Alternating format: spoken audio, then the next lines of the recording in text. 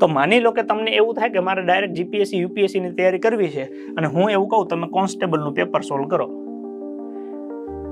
કોન્સ્ટેબલના પેપરમાં માની લો કે આપણે કદાચ 200 માર્ક્સમાંથી 150 થી ઉપર આવતા હોય અથવા 100 માર્ક્સના પેપરમાં માની લો કે 80 થી ઉપર આવતા હોય તો આપણને અંદરથી વિશ્વાસ આવી જાય કે ઓકે આ તબક્કો મારા માટે ડન છે.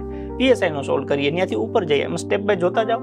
હવે માની લો કે અહીંયા જ આપણને કંઈક આમ કશી ગમ પડતી નહીં કે કોન્સ્ટેબલના જૂના તમે 7 પેપરો જોયા એમાંથી એકે પેપરમાં તમને 20% ગમ ન પડી, તો હું એવું કહું છું કે શરૂઆત અહીંથી કરાય. પેલા પોલીસ કોન્સ્ટેબલનો સિલેબસ પૂરો કરો, પછી એ તમે 6 મહિના લાગે કે વર્ષ લાગે એ તમારે નક્કી કરી લેવાનું. જો 6 મહિનામાં કરી શકતા હોય તો ખૂબ સારું. જેવું કોન્સ્ટેબલનું પતે એ પેપરો પાછા તમે જુઓ તમને એવું લાગે કે હવે આમાં 70-80% જેટલા લેવલે આપણે પૂગી ગયા છીએ, ઓકે તો ફરી 6 મહિના તમે પીએસઆઈ માટે આપો. 6 મહિના પીએસઆઈ માટે આપો, તમને એવું થાય કે આમાં 70-80% જેટલું હવે પેપરનું કન્ટેન્ટ મને કવર થઈ જાય છે, ઓકે તો ત્યાંથી તમે આગળ જઈને પીઆઈની પ્રિપેરેશન કરો. આમ 3 વર્ષ જ આપવાના છે, ઓલામાં એક સાથે આપવાના છે, અહીંયા એક કરીને એમ જવાનું છે.